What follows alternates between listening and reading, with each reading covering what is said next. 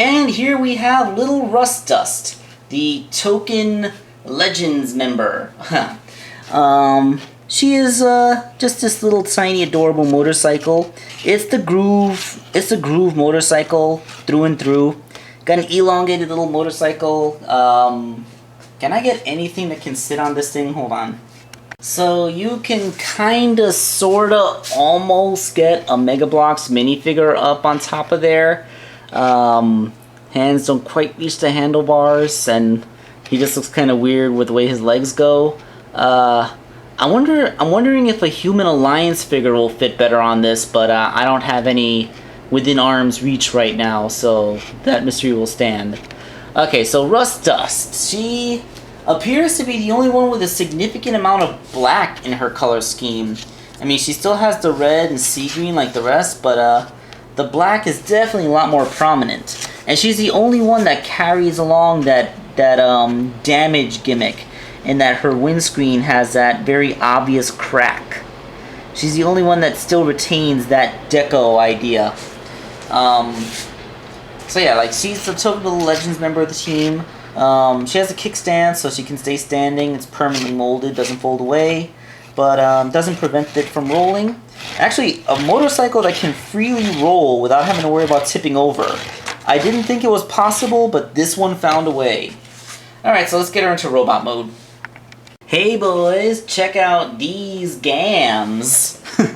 Yes, so Rust Dust, with all of her leggy glory, stands before you. She's the only one that is just a straight up repaint with no additional molding.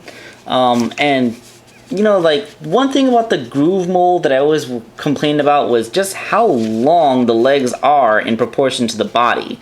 I mean, okay, look, you see the fold up the feet. This is much more proportionately sound. Unfortunately, now the figure can't stand. Like, why couldn't they find a way to, like, fold down the feet without also adding an extra inch of height to it? I mean, that looks kind of weird proportionally speaking. Although, can't fault articulation. You got really wide range in the hips. Got a thigh swivel, which is almost not needed because the ball has so much range. Got a solid 90-degree knee. The foot can bend inwards, which can help it support itself in extreme poses. Which, that completely collapsed it. The arms, you got a good ball joints in the shoulder and in the elbow, although the transformation joint is easy to undo because it doesn't really strongly peg into anything, just sort of frictions into place. It's kind of weird. Like, on some of these figures, their transformation joints are so tight that I feel like I'm going to break them every time I undo them, but on Rust Dust here, they just, like, move. The head is jointed, although it's kind of hard to get at it. So, it's actually rare for a Legends figure to have head articulation like this. I don't know. Actually, some Legends have pretty good heads. But, yeah. It's in there. It's hard to get at.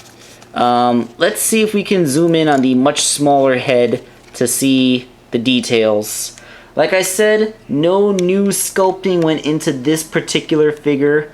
So, it's pretty much just Gru's face painted silver instead of gold. Although, I guess, like, there is that cute little smile there. And, since, what on Groove worked out as a very masculine looking chin, on Rust Dust can just look like a chin strap for the helmet.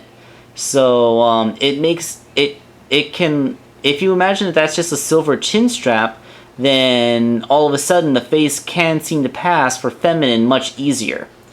That said, there really isn't much to it. It's just the legend figure of the team. It's always good to have a full 6-member team combiner. Alright, so one thing that I didn't talk about was the combiner bits. So let's bring them up now. Unlike the others that had hand-foot guns, which could easily become hands or feet, because you'd be buying random deluxes, so you wouldn't want to end up with 2 left hands or only feet, you know, something like that. So since you're getting this all in a box set, they just went ahead and made hands and feet. These feet are actually really cool. They look like giant high-heeled shoes, and amazingly enough, they have a toe joint. Look at that, they can toe.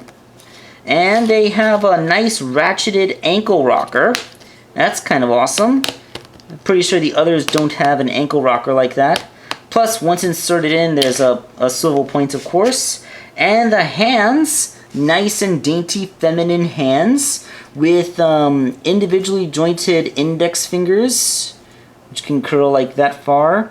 And the rest of the hand can also open like for a grasping gesture, or you can collapse it and have a weird pointing gesture.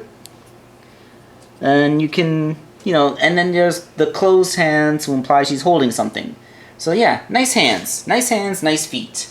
Nice to see. I'm kind of wishing now that I had a hand-foot gun, because those things just kind of look kind of cool. But you know, I have hands and I have feet. Let's do the big thing and combine her up into a giant woman.